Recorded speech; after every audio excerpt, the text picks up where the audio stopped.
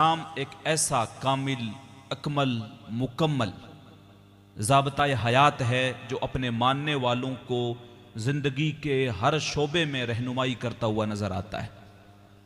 और अल्लाह ताला ने कुरान मजीद में इरशाद फरमाया, या अय्युहल्लज़ीना आमनुदखुलू फिस्सिल्मि काफ़ा, ए ईमान वालों इस्लाम में पूरे पूरे दाखिल हो जाओ। वला तत्तबिऊ खुतवाति शैतान फइन्नहु लकुम अदुव्वुम मुबीन। इरशाद फरमाया, ए ईमान वालों इस्लाम में पूरे पूरे दाखिल हो जाओ और शैतान की पैरवी ना करो, यानी शैतान के पांव पे ना चलो, जो शैतानी काम है वो ना करो, इसलिए कि वो तुम्हारा खुला हुआ दुश्मन है। वो चाहता है कि तुम्हें बहका दे, वो चाहता है कि तुम्हें खुदा के राह से हटा के जहन्नम वाले रास्ते पे डाल दे। लेकिन अगर तुम कामयाब होना चाहते हो, अगर तुम चाहते हो कि तुम्हारी दुनिया भी अच्छी हो, तुम्हारी आखिरत भी बेहतर हो, तो कहा इस्लाम के अंदर पूरे पूरे दाखिल हो जाओ। ऐसा नहीं है आधा तीतर और आधा बटेर, इस्लाम का ये रवैया नहीं है। बंदा क्या करे, होटल पे शराब भी पी ले, मस्जिद में चंदा भी दे दे, सोचे कि उधर शैतान भी खुश रहे और इधर जो है वो अल्लाह को भी राजी कर लूं, तो ऐसा नहीं है। इस्लाम ने कहा इस्लाम में पूरे पूरे दाखिल हो जाओ। और हम लोगों के मामलात भी यही हैं। हम लोग क्या करते हैं, कोई एक आधी मजलिस करके, कोई थोड़ा सा नेक काम करके और हजारों गुनाह वाले काम करते हैं, और फिर उसको बैलेंस करने के लिए क्या करते हैं कि फिर कोई एक नेक काम कर लेते हैं ताकि मामला जो है वो बराबर रहे। जैसे मिसाल के तौर पे कोई शराब का कारोबारी है, वो सारे पैसे शराब से कमा रहा है, लेकिन क्या करता है, 10 लाख की इनकम हो रही है महीने की, वो उठा के 2 लाख रुपए मस्जिद में या मदरसे में दे देता है। उसको ये लगता है कि ये जो मैंने 2 लाख रुपए अल्लाह के लिए नेक काम में लगा दिए हैं, तो वो जो हराम माल मैंने कमाया था वो अब उसका लेवल हो गया, अब बराबर हो गया है। तो ये जो मेरी दौलत है, जो मैंने 2 लाख रुपए उधर निकाल दिए हैं, तो ये मेरे लिए नेकी जो है वो उस गुनाह को मिटा देगी। नेकी गुनाह को तब मिटाती है जब नेकी हलाल माल से की जाए। आपने कोई गुनाह किया, लेकिन आप माल जो कमा रहे हैं वो हलाल कमा रहे हैं। अब आपने क्या किया, उस माल को अल्लाह की राह में खर्च भी किया, और वो जो गुनाह आपके बदन से या आपकी जुबान से या आपके हाथ से सरजद हो गया था, उससे आपने अल्लाह की बारगाह में तौबा भी की, तो उस गुनाह के बाद आपका उस गुनाह के ऊपर शर्मिंदा हो जाना और फिर नेकी कर लेना, ये नेकी उस गुनाह को मिटा देती है। लेकिन आपने माल सारा कमाया हराम, उसमें से आपने 20% या 10% निकाल के मस्जिद या मदरसे में दे दिया, और फिर आप ये सोचें कि अब वो जो हराम माल था मेरा हलाल हो गया है, तो इस्लाम में ऐसी कोई सूरत नहीं है। इस्लाम में ऐसी कोई सूरत नहीं है। जैसे हुजूर अलैहिस्सलातु वस्सलाम की एक हदीस पाक है कि एक शख्स है जो यहां से निकला पैदल हज करने के लिए, और अल्लाह के घर काबतुल्लाह पहुंचा पैदल, और जब वहां पे पहुंचा तो उसके बाल भी परागंदा हो गए, चेहरे पे भी खाक पड़ी है, कपड़े भी उसके गंदे हो गए। काबे के सामने पहुंचा, और पहुंचने के बाद गिलाफे काबा पकड़ के अल्लाह की बारगाह में लंबे लंबे हाथ करके दुआ करता है, या रब अल्लाह मेरी दुआ कबूल कर ले, मेरी दुआ कबूल कर ले। आगे हुजूर ने इरशाद फरमाया, वलाकिन मतअमुहु हराम व मशरबुहु हराम व गुज़िया बिल हराम। उसका खाना हराम है, उसका पीना भी हराम है, उसको जो रोजी रोटी खिलाई जाती है, गिज़ा दी जाती है, वो भी हराम है। अल्लाह के हबीब इरशाद फरमाते हैं, अल्लाह उसकी कोई भी दुआ कबूल नहीं करता। तो दुआ की कबूलियत के लिए रिज़्क़ का पाक होना बहुत जरूरी है, रिज़्क़ का साफ सुथरा होना बहुत जरूरी है। और उसी तरीके से हम लोग दुनियावी मामलात में, क्योंकि मैंने चीजों को बड़ी करीब से देखा है, तो इसलिए क्योंकि तजर्बे वाली चीजें होती हैं, इसलिए वो चीजें मैं अर्ज करने की कोशिश करता हूं। हमारे गांव देहातों के अंदर यह मामला रहता है, आप लोगों ने भी देखा होगा। ये मैं मुबारकबाद पेश करता हूं कि आपने शादी के मौके पे ये नेक मजलिस रखी और अल्लाह और उसके रसूल का जिक्र किया। लेकिन अगर आप ये सोचें कि ये नेक मजलिस चलो आज कर ली, कल अपने जो है नाच गाना कर लेंगे या कुछ और कर लेंगे, तो ये सारा जो है कोई फायदा नहीं है फिर करने का। आप यानी ये कर रहे हैं कि चलो अभी नेकी कर लेते हैं, 2 दिन उद्यम डालेंगे खूब और फिर गुनाह करेंगे, तो वो फिर ये नेकी करना कोई फायदा नहीं है। क्यों? हुजूर अलैहिस्सलातु वस्सलाम की भी हदीस है कि बंदा जब जिस गुनाह से तौबा करे, तौबा का मकसद क्या है? तौबा का, मैं बड़ी सिंपल बातें बता रहा हूं ताकि हम लोगों को बातें समझ में आए। मसला यह है कि बंदा तौबा करे। तौबा का माना क्या? हमारी जैसी जुबान में तौबा का मतलब ये नहीं कानों के हाथ लगा लिया तौबा कर ली, तौबा ये नहीं है। तौबा तौबा ऐसी तौबा हमने की कि हमारी इस तौबा पे तौबा भी तौबा तौबा कर उठी, तौबा भी हमारी इस तौबा पे शर्मिंदा हो जाती है कि ये बंदा कर क्या रहा है। दिन में 10 मरतबा कानों के हाथ लगाने को हम लोग तौबा समझते हैं। तौबा की असल तारीफ यह है कि बंदा जिस गुनाह से तौबा करे, वापस उस गुनाह की तरफ पलट के जाना उसके लिए उतना ही मुश्किल हो जैसे थन से निकला हुआ दूध वापस थन में नहीं जा सकता, तब वो तौबा है। वरना फिर तौबा नहीं है, फिर मजाक है। हम लोग अभी तौबा करें किसी चीज से, फिर 2 घंटे बाद फिर वापस वही गुनाह करें, तो वो तौबा नहीं थी। यानी तौबा दिल के पक्के इरादे को कहते हैं। किसी गुनाह से तौबा करना यानी वापस उसकी तरफ पलट के जाना इतना ही मुश्किल हो जैसे थन से निकला हुआ दूध वापस थन में नहीं जा सकता, ये तौबा है। तो अगर किसी का इरादा ये हो कि 2 घंटे चलो मजलिस कर लेते हैं फिर अपने गुनाह करेंगे, तो वो तो फिर जो है वो धोखा दे रहा है। वो एक तरीके से जो है वो अल्लाह रब्बुल इज्जत के साथ या उसके रसूल के साथ मजाक करने की कोशिश कर रहा होता है। मैंने ये चीजें करीब से देखी। हमारे यहाँ पे देहातों वगैरह के अंदर ये होता है, हमारे यहाँ मामला ये रहा, हम लोग क्या करते हैं कि चलो गुनाह कर रहे हैं, उसकी शुरुआत क्या करते हैं, छोटी सी नेकी से कर लेते हैं। जैसे शादी ब्याह के अंदर हमारे यहाँ पे घरों पे स्पीकर लगे होते हैं, तो मैंने अच्छे खासे लोगों को देखा वो सुबह सुबह जब उठते हैं तो उस वक्त या तो कवाली लगाएंगे या नात लगाएंगे। ये आपने भी देखा होगा, वो सुबह सुबह कवाली लगाएंगे, एक कवाली बजाएंगे भर दो झोली मेरी या मोहम्मद, या कुछ भी लगाएंगे, एक नात लगाएंगे। अब जैसे ही देखा कि अब सुबह वाली चाय चू पी ली, सब फारिग हो गए, अब वो फिर पूरे दिन गाने बजाते हैं। मैं उनसे पूछता हूँ ये क्यों कर रहे हो? बोला हजरत अल्लाह रसूल का टाइम है सुबह सुबह, इसलिए जो है ना कवाली या नात सुन लेते हैं। अच्छा, वो सुबह सुबह वाले अल्लाह रसूल का टाइम है, दूसरे वाला पूरा दिन किसी और का, शैतान का। वो सारे दिन जो है वो अल्लाह के हैं, हर घड़ी जो है वो रब की है।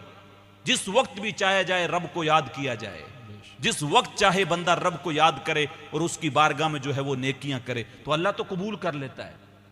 अल्लाह तो इरशाद फरमाता हुआ इज़ा सअलका इबादी अन्नी फइन्नी करीब उजीबु दावतद दाई इज़ा दआन फलयस्तजीबू ली वलयुमिनू बी लअल्लहुम यरशुदून।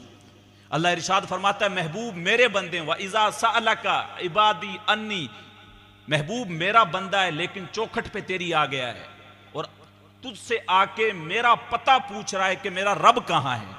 व इज़ा सअलका इबादी अन्नी, बंदा मेरा है लेकिन तेरे पास आके पता मेरा पूछ रहा है। व इज़ा सअलका इबादी अन्नी, मेरा पता पूछ रहा है, फ़इन्नी करीब, मेरे बंदे से कह दे तेरा रब बड़ा ही करीब है, तेरा रब बड़ा ही करीब है, तू उससे मांग के तो देख, तो उसकी बारगाह में हाथ उठा के दुआ तो मांग, वो तेरी झोलियां भर देगा। और रब इरशाद फरमाता है, हदीस कुदसी है, इन्ना रब्बकुम हय्युन करीमुन यस्तही मिन अब्दिही इज़ा रफ़अ यदैही अन यरुद्दहुमा सिफरा। रब इरशाद फरमाता है मैं हया करने वाला, करम फरमाने वाला हूं। बंदे जब मेरी बारगाह में हाथ उठाकर दुआ करते हैं तो मुझे हया आती है कि मैं उनके उठे हुए हाथों को खाली कैसे मोड़ दूं। रब फरमा रहा है मैं हया फरमाने वाला, करम करने वाला हूं।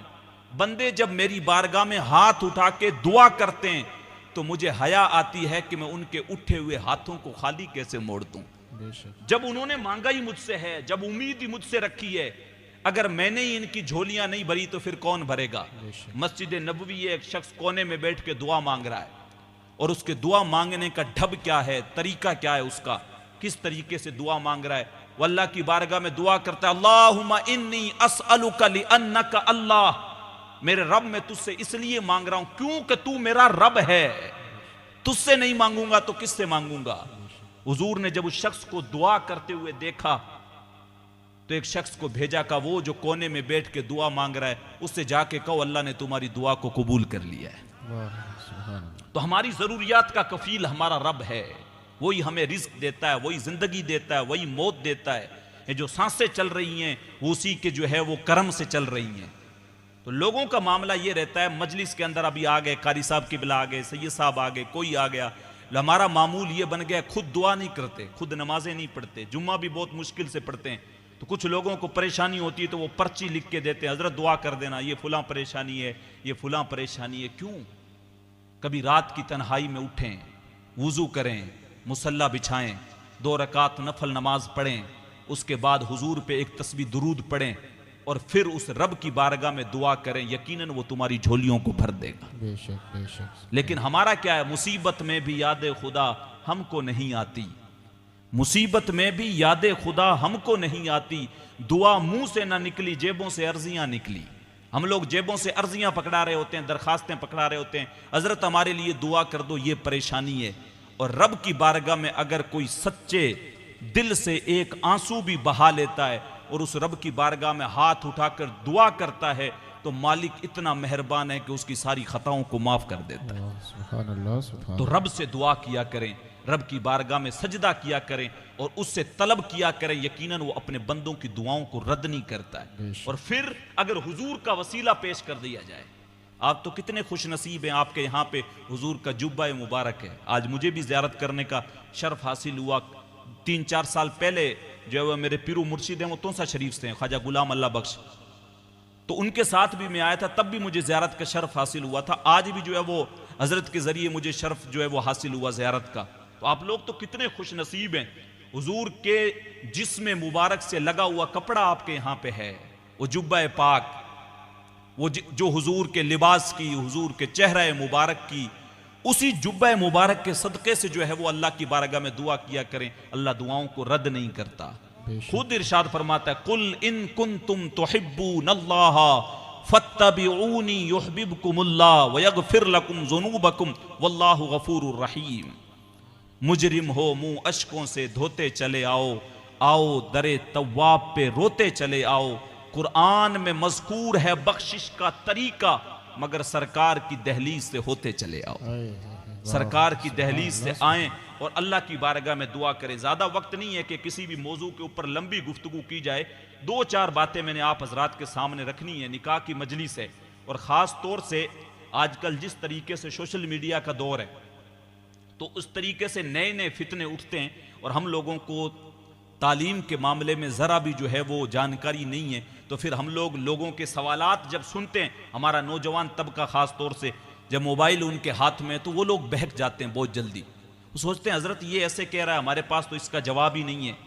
इस्लाम ने जो है वो बंदे को निकाह के लिए हुक्म दिया है कि तुम निकाह करो। फनकिहू मा ताबा लकुम मिनन निसा, बंदा निकाह करे जो उसे पसंद हो।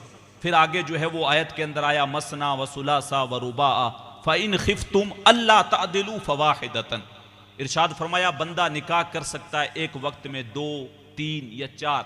फिर आगे इरशाद फरमाया फ़इन खिफ्तुम अल्ला तादिलू, अगर तुम्हें डर हो कि तुम उनमें इंसाफ नहीं कर सकते, उनको बराबर हुकूक नहीं दे सकते, खाना पीना रहना सहना वक्त सारा कुछ A to Z जो जरूरियात की चीजें बराबर वक्त देना, सबसे एक जैसे मोहब्बत कर, अगर तुम्हें डर हो कि तुम नहीं कर सकते, अल्लाह आगे इरशाद फरमाता है फवाहिदतन, तो फिर तुम्हें 2 की भी इजाजत नहीं है, फिर तुम्हें 3 की भी नहीं है, फिर तुम्हें 4 की भी नहीं है, फिर सिर्फ तुम्हारे लिए 1 है।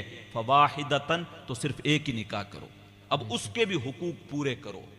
ये शोहर को कहा गया। फिर बीवी के लिए भी कुछ हुकूक रखे गए, कहा कि वो शोहर की इताअत करे, जब वो उसको हुक्म दे तो उसके हुक्म की बजा आवरी करे, उसके हुक्म को बजा लाए। ये औरत के लिए ये नहीं हो कि जो है वो सामने से डांट के कह दे मेरे से नहीं होता, तू तो 12 बजे आ गया, कैसे तुझे खाना बनाए। नहीं, शोहर के लिए औरत को ये हुक्म दिया गया कि वो अपने शोहर की इताअत करे।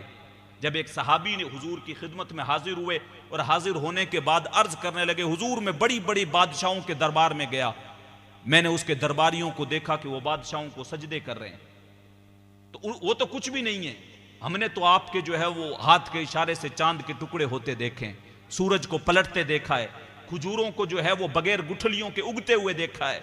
वो पंजाबी के किसी शायर ने कहा था, वो सड़ियां खजूरां उगा जानदा है, वो पत्थरां नू कलमे पढ़ा जानदा है, कतरे को समंदर जर्रे को सितारा करते हैं, कौनैन को खम आ जाता है जब जुल्फ संवारा करते हैं। तो कहा इतना कुछ हमने तो देखा, हमारा भी मन करता हम भी आपको सजदा करें।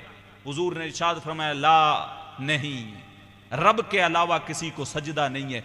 अगली बात जो इरशाद फरमाई, का अगर मेरी शरीयत में खुदा के अलावा किसी को सजदा जायज होता तो मैं औरतों को हुक्म देता कि वो अपने शोहरों को सजदा करें। बेशक क्या मकाम रखा। का अल्लाह के अलावा किसी को सजदा जायज होता तो औरतों को हुक्म देता वो अपने शोहरों को सजदा करें। तो पता लगा शोहर का मकाम कितना है। तो औरतों के भी हुकूक शोहरों के लिए रखे। हुजूर अलैहिस्सलातु वस्सलाम ने खुद इरशाद फरमाया, एक हदीस पाक के अंदर हुजूर ने खुद इरशाद फरमाया, कहा औरतों के साथ भलाई करो। ये हुजूर अलैहिस्सलातु वस्सलाम की हदीस है। कहा औरतों के साथ भलाई करो और जो है वो उनके साथ ज्यादती ना करो। फिर एक हदीस के अंदर हुजूर अलैहिस्सलातु वस्सलाम ने इरशाद फरमाया, कहा उनके चेहरे के ऊपर ना मारो। कितनी प्यारी हदीस हुजूर ने इरशाद फरमाई। कहा औरतों के चेहरों के ऊपर ना मारो, उनको सताओ नहीं, उनके साथ भलाई करो। और बल्कि यहां तक हुजूर अलैहिस्सलातु वस्सलाम ने इरशाद फरमाया कि औरत जो होती है वो पसली की तरह होती है, उसको एकदम से सीधा करने की कोशिश करोगे तो वो टूट जाएगी। तो लाजिम यह है कि उसको आहिस्तगी के साथ समझाने की कोशिश करो और उसके साथ मामलात जो है वो बेहतर करो। और फिर औरतों को हुक्म दिया गया कि तुम्हारे शौहर जब बाहर चले जाएं कमाने के लिए, तुम्हारे लिए बच्चों की जो है वो देखभाल तुम्हारे लिए लाजमी है, तुम उसके बच्चों की देखभाल करो और उसकी गैर मौजूदगी में अपनी इस्मत की, अपनी इज्जत की हिफाजत करो, उसकी अमानत में खयानत ना करो। तुम्हारा शौहर अगर बाहर है तो औरत के ऊपर लाजिम है कि वो उसकी अमानत में खयानत ना करे, वो अपनी इज्जत की, अपनी इस्मत की हिफाजत करे, उसके माल में खयानत ना करे। ऐसा ना उसकी गैर मौजूदगी में उसके माल को जो है वो खर्च कर दे, नहीं। अबू सुफियान, हजरत अबू सुफियान फिर जब ईमान ले आए तो उनकी जोजा हुजूर की खिदमत में हाजिर हुई और कहने लगी कि अबू सुफियान बड़ा बखील है, पैसे देता नहीं है मुझे, तो मैं क्या करूं, मेरे लिए क्या हुक्म है, क्या मैं उसके माल में से बगैर इजाजत के ले सकती हूं? क्योंकि मुझे बच्चों की जरूरत के लिए भी पैसे चाहिए होते हैं, कपड़ों के लिए भी चाहिए होते हैं, और वो पैसे मुझे देता नहीं है। तो हुजूर ने इरशाद फरमाया, उसके माल में से तुम भलाई के साथ उतना ले सकती हो जितना तुम्हें और तुम्हारे बच्चों के लिए, जितनी जरूरत तुम्हारी पूरी हो जाए। तो यानी अगर शौहर बखील हो और शौहर का माल औरत के पास रखा हो तो वो अपने बच्चों और अपने लिए उतना माल उसमें से ले सकती है जितना उसके और उसके बच्चों के लिए जो है वो काफी हो जाए, लेकिन उसके माल की अमानत में खयानत ना करे, अपनी इस्मत में अमानत में खयानत ना करे। शौहर अगरचे बाहर हो तो ये औरत के लिए हुकूक रखे। और फिर हमें हुक्म दिया गया कि बंदा जो है और जो ऐसे गुनाह करे, शरीयत ने उसके लिए हद भी रखी है। हमें जो है, मैंने पिछला यहाँ पे अभी कुछ 2-4 दिन पहले मैं यहाँ पे शानबास में जो है वो हाजिर हुआ था, तो कुछ चीज़ें मैंने अर्ज की थी। हम लोगों को आज के इस दौर के अंदर सबसे ज़्यादा जो बेहयाई का दौर है, इसके अंदर हमें निकाह को जो है वो सस्ता करना पड़ेगा। हम लोगों ने निकाह को इतना महंगा कर दिया है कि आम बंदा निकाह कर नहीं सकता है, उसके लिए इतनी मुश्किलें हो गई हैं। तो बजाय वो निकाह करने के बंदा क्या करता है, बदकारियों की तरफ जो है वो रुख करता है, क्योंकि बदकारियां सस्ती हो गई। आज के दौर में निकाह मुश्किल हो गए, एक एक निकाह पे 5 लाख 10 लाख 15-15 लाख तक जो है वो खर्चा हो जाता है। तो गरीब बंदा जिसके रोटी का इंतजाम नहीं है, वो इतने पैसे कहां से इकट्ठा करेगा? तो जब वो निकाह उसका नहीं हो पाएगा तो वो फिर बदकारियों की तरफ रुख करेगा। हम तो उस इस्लाम के मानने वाले हैं जिस इस्लाम ने हमें हुक्म दिया, फज अलूहू बिल मसाजिद। हुजूर ने इरशाद फरमाया, निकाह को मसाजिद के अंदर कायम करो और निकाह को सस्ता। हमें वलीमे का हुक्म दिया गया, 7 तरीके के खाने करने की जरूरत नहीं है। हमें कहा गया कि जब तुम्हारा निकाह हो जाए उसके अगले दिन वलीमा करो, ये सुन्नत है, अगरचे एक दूध का कटोरा और चंद खजूरें ही हो। इस्लाम इतना जो है वो प्यारा और इतना जो खूबसूरत जो है वो मजहब है, जो हमें कदम कदम पे रहनुमाई करता। हमने खुद अपने ऊपर परेशानियां लाद ली हैं, हम अपने खुद जो है वो बोझ के नीचे दब गए और नए नए तरीके, नई नई चीजें हमने राइज कर ली हैं जो इस्लाम ने हमें कहा ही नहीं है। इस्लाम ने एक एक चीज की जो है वो हदें रखी हैं, बंदा जो है वो किस तरीके से उसको गुनाह से बचाया जा सकता है। इस्लाम ने चोरी करने से मना किया है। अच्छा, आजकल सोशल मीडिया का दौर है, अभी मैंने ये अर्ज किया जिस तरीके से अगर बंदा इंसाफ नहीं कर सकता उसके लिए लाजमी है 2 की इजाजत नहीं है, 1 ही निकाह करे। अब उसके साथ भी भलाई करे, ऐसा नहीं है कि एक अब हो गई तो उसके साथ भी इंसाफ ना करे, ना, उसके भी हुकूक पूरे करे, उसके साथ भी सारे मामलात हैं वो जो है वो जो भी उसके हुकूक हैं, खाने पीने का, कपड़े का, सारा बंदे के जिम्मा करम पे, ये सारा जो है वो बंदा सारी चीजें करे। फिर उसके बाद आज सोशल मीडिया का दौर है, तो बहुत सारे लोग जो है वो गैर मुस्लिम जो है वो टीवी डिबेट्स पे बैठ बैठ के आवाजें उठाते हैं और कहते हैं कि देखो, जिस नबी का तुम कलमा पढ़ने वाले हो, माज अल्लाह वो ख्वाहिशात का असीर था। तुम्हें तो 4 निकाह की उसने इजाजत दी और खुद ने 11 शादियां की। और नौजवान हमारा पढ़ा लिखा है नहीं, क्योंकि मदरसे से तो हमें जो है वो ताल्लुक है नहीं ना, मदरसे में हमने कभी पढ़ने की कोशिश की, ना इमाम साहब के पास जाके हम मदरसा बालिगान लगाए। हमें अपने धंधों से फुर्सत नहीं है। हमें अभी चुनावी माहौल आ गया तो हम लोग रात में 3-3 बजे तक बैठ के चुनाव पे चर्चा करेंगे। कोई जीते कोई हारे हमें कोई मतलब नहीं है, लेकिन हम लोग फ्री के गाड़ियों के पीछे लटके हुए होंगे। कभी उसका नारा लगा रहे हैं, कभी उसका लगा रहे हैं। चाय वाले फट्टे पे बैठ बैठ के पूरी रातें गुजार दी, या फोन में जो है गेम खेलते खेलते पूरी पूरी रातें गुजर गई। हमें कुछ वक्त का एहसास नहीं है। पढ़ना तो बहुत दूर की बात है, पढ़ें कहां से हम। तो अब ये जो है, जब इसके जहन में ये बात डाली गई तो ये सोचता है यार बात तो सही है। माज़अल्लाह हुजूर ने 11 निकाह किए, हमें 4 की भी इजाजत दी, तो खुद जो है वो इतने इतने निकाह कैसे कर लिए। लेकिन काश के अगर पढ़ा होता तो उसको उसका जवाब भी पता होता। जिन लोगों ने कहा कि माज़अल्लाह हुजूर जो है वो ख्वाहिशात के जो है वो असीर थे और इतने ज्यादा जो है वो ख्वाहिशी थे कि उन्होंने 11 निकाह किए, उनको कोई बताने वाला बताए कि इंसान की ख्वाहिशें जो होती हैं वो जवानी में होती हैं। और हुजूर अलैहिस्सलातु वस्सलाम ने जब पहला निकाह किया, जब आपकी उम्र 25 साल की है, और बंदा जब जवान होता है तो वो ये चाहता है कि वो किसी जवान लड़की से और खूबसूरत लड़की से निकाह करे, और हम उम्र हो या उससे कम हो उससे वो निकाह करे। लेकिन अगर ये हुजूर की जिंदगी इन बदबख्तों ने जो हुजूर पे एतराजात करते हैं अगर पढ़ी होती तो उनको पता चलता हुजूर ने जब पहली अपना निकाह किया तो उस वक्त हुजूर की उम्र थी 25 साल और अपने से 15 साल बड़ी सैयदा तैयबा सैयदा खदीजतुल कुबरा रदी अल्लाह ताला अन्हा से निकाह किया।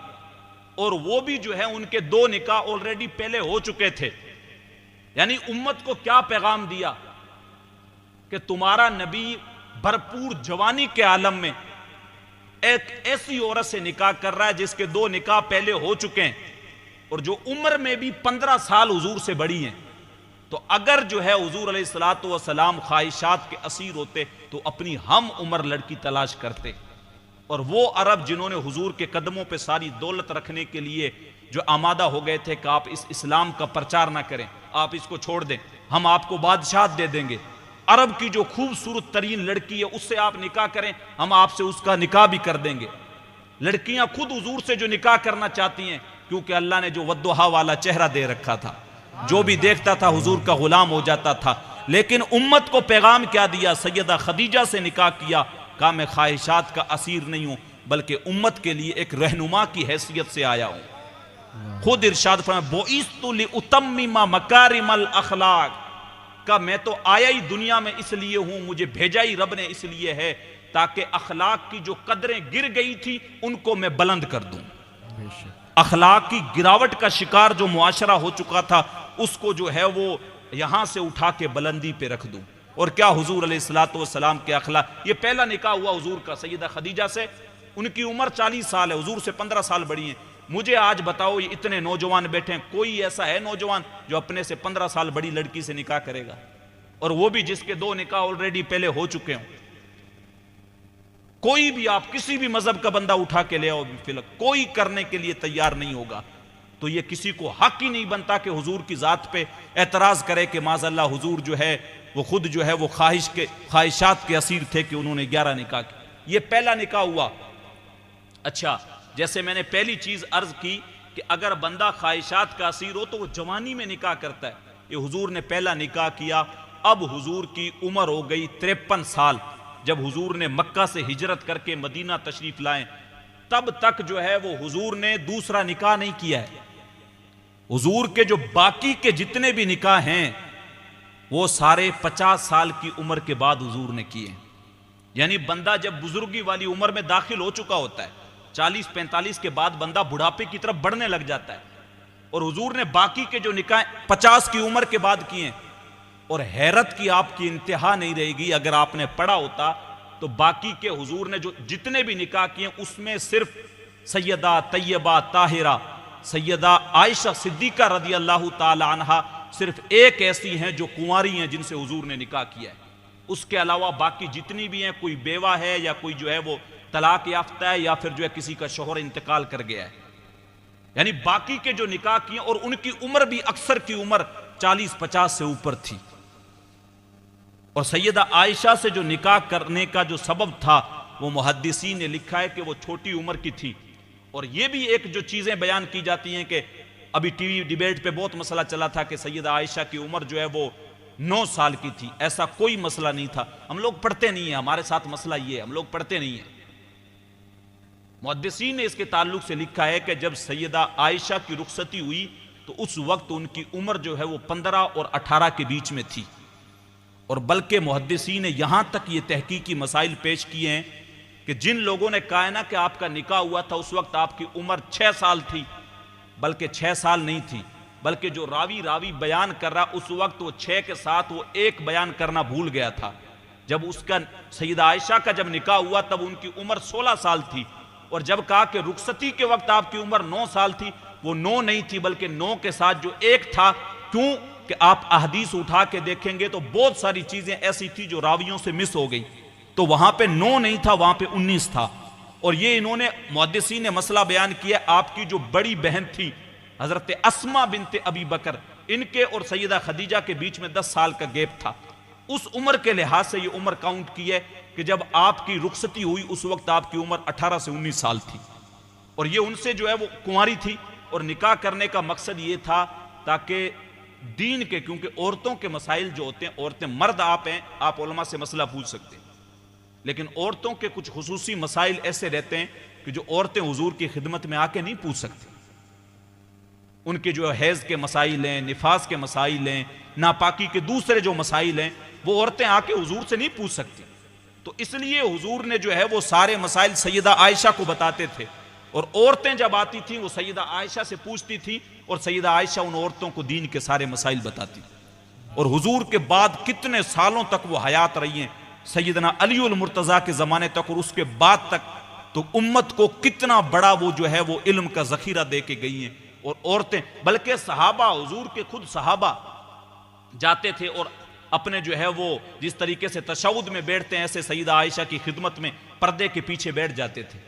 और उनको जब भी कोई मसला पेश आता था, जब भी कोई मसला पेश आता था तो जाके हाथ बांध के अर्ज करते थे, अम्मा ऐसा ऐसा मसला आप फरमा दें। तो सैयदा आयशा जब फरमा देती थी, क्योंकि वो हुजूर से खुद बिलमुशाफा सीखी हुई थी, जब वो फरमा देती थी तो फिर उसके बाद उठ के आ जाते थे, कहा नहीं सैयदा आयशा ने फरमा दिया तो ये मसला ऐसे ही है। तो ये कितनी अहम बातें जो हमारे नौजवानों को पता नहीं है। और फिर उससे जहन में शुकूक और शुबहात आते हैं और नौजवानों को पता नहीं होता तो वो कहते हैं हाँ यार बात तो सही है, मसले तो ऐसे चल रहे हैं, क्योंकि उनको पास जवाब नहीं होता, ना उन्होंने सुना होता है ना उन्होंने पढ़ा होता है। तो वो गैरों से जैसी चीजें सुनते हैं आगे लोगों को भी वैसी बातें बताते हैं, जब उनके पास जवाब नहीं होता तो लाजवाब हो जाते हैं और फिर जो है वो बदगुमानी का शिकार होते हैं। तो इसीलिए लाजमी ये है कि हम लोग दीन को पढ़ें, अच्छे तरीके से पढ़ें। और माँ बाप के लिए लाजमी यह है कि वो अपनी औलाद की अच्छी तरबियत करे, अच्छी तालीम दे। माँ बाप जितने नेक होंगे औलाद भी उतनी नेक होगी। माँ बाप अगर जो है वो बेनमाजी है, माँ बाप रोजे नहीं रखते, माँ बाप अच्छे काम नहीं करते और फिर सोचें कि उनकी होने वाली औलाद नेक हो जाए या अल्लाह का वली बन जाए, तो ऐसा नहीं हो सकता। माँ बाप जितने नेक होंगे फिर औलाद भी उतनी नेक होगी।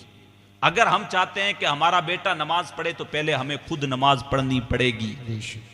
और शरीयत के जो मसाइल हैं और बदकारियों की तरफ हमारा मुआशरा जो तेजी के साथ जो बर्बाद होता चला जा रहा है, और कुरान मजीद के अंदर जो अल्लाह तबारक व ताला ने जो है उसके ताल्लुक से जो बयान फरमाया है, अज़्ज़ानियतु वज़्ज़ानी फजलिदू कुल्ल वाहिदिन मिनहुमा मिअत जल्दा।